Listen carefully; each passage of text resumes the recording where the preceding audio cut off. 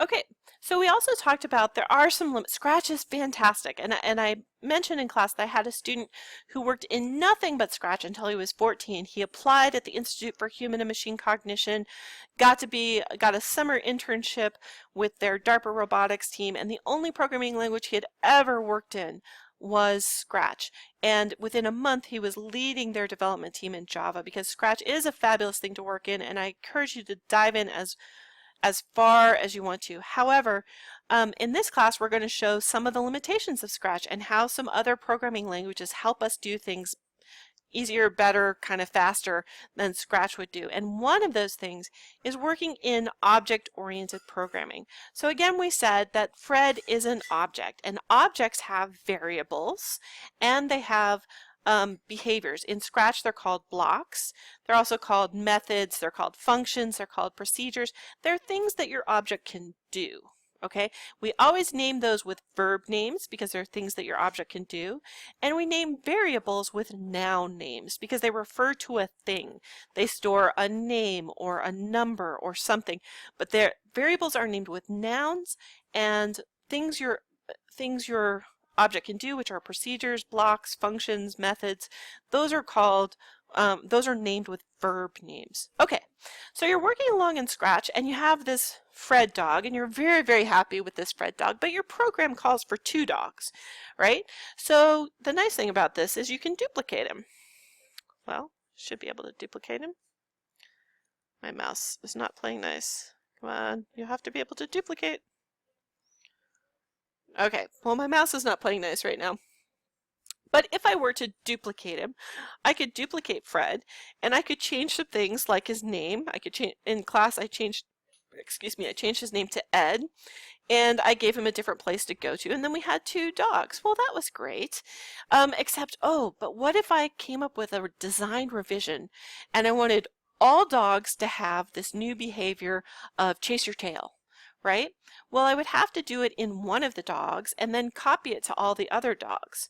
Right? Wouldn't it be great if I had like one place where I could edit all the dogs and it would be true, and that whatever the edits I did, that they would go out to all the dogs, so that as I'm improving my dog sprite, I only have to do it once, not for like a whole team of them? Well, the great thing about object-oriented programming, the way it's supposed to be done in usual languages, is that we define a class. So here's the class definition. Remember, we talked about that before. So here's the class definition. This class definition is true for all dogs. So if I want to add something to this, like I want to add something that lets him chase his tail, I can def chase my tail, right? And I'm just going to add something simple. I'm running as fast as I can. Okay, later we can add more complicated stuff, especially when we get to Arduino. And then I put end in Ruby now that's a function. He's going to chase his tail, and his behavior when he chases his tail is he's going to return this string, or this set of values. Okay, so now down here, Sparky can speak. Sparky can tell me his name, and Sparky can chase my tail. Okay, so now Sparky, I have one instance. This is called an instance of the dog, or instantiating. The first time you do it, it's called instantiating. I think computer scientists made up that word, which is kind of a fun thing about computer science. All right, it's running. Arf, Sparky, I'm running as fast as I can. Okay, great. All right, now a great thing about this is I can make more than one dog out of this class definition. So I can make Fred, and he is also a good dog.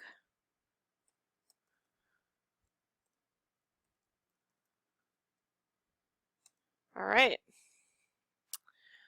Now let's see what happens when I say IDE want it. It's running. Oh wait, it only gave us the output from Sparky. Why is that? Well, the reason is because we never asked Fred to do anything for us, right? So what I can do here, puts Fred dot get name, oops, name, and then Fred dot chase my tail. Now before we hit go, let's think about what we expect it to say. Sparky's going to speak, so he's going to say, we go up here and say, what does that mean? Okay, so he's going to arf. Sparky's going to, it's going to put out that arf. Sparky's going to say his name. Sparky's going to chase his tail, and the output of Sparky.ChaseMyTail is I'm running as fast as I can. Then Fred is going to say his name, so we should get Fred. Then Fred is going to chase his tail, which is the same function because they both have the same class definition. He's going to say I'm running as fast as I can. Let's check and make sure that our expected output is the same. Arf, Sparky, I'm running as fast as I can. Fred, I'm running as fast as I can. Perfect. Okay, so what you've seen here is I can make two instances of the same class of object, right? Using inheritance, they both inherit from the class good dog. So everything I put in good dog, both Sparky and Fred inherit. If I'm designing a game and these were NPCs and they both had, and I gave them both 500, and I put in the class definition, I said, you have 500 gold pieces. Well, both Sparky and Fred would each have 500 gold pieces, right? Or they'd have a certain level of health or something like that. Okay, so that's how we get both of them coming down the same. Next week, we're going to talk about how we get different ones to act differently, right? Because once you've created two good dogs, they're not always going to act the same. They're not always going to have the same values. So we're going to see that next week when we talk a little bit more about object-oriented programming in, I'm sorry, not next week, on Wednesday. We're going to do a little bit more object-oriented programming in Ruby, and we're going to do some programming in C with our Arduino.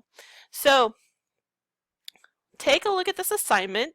It really is copy and paste, and then you just you add one new variable. So create a new variable and one new method and use both of them. So here I already created a new method. I created a new method, right? I can create a new variable. Let's see, I'll call it breed, okay? And I'm going to just put it right here.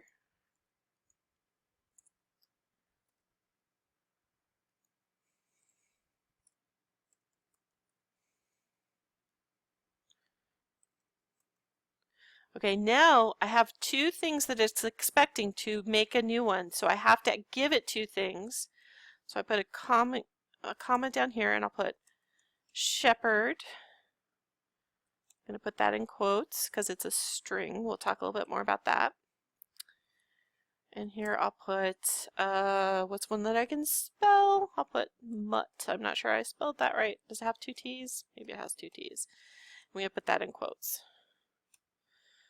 All right, ID, you want it?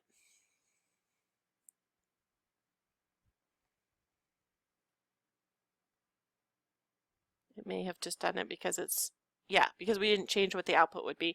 Now notice I did not give it a get breed. That might be one of the functions you do, and then what you have to do is you have to use both the new variable, so now they both know what breed they are and they both know their name. So you might create a get breed function that will let him tell you what breed he is. You might create some different things. All right, so I think that's enough for today. That with the signing up for everything in the videos should be fine, and I'll add another video to kind of complete our variables, but probably do that on Wednesday. So great work today. Talk to you guys on Wednesday. Bye.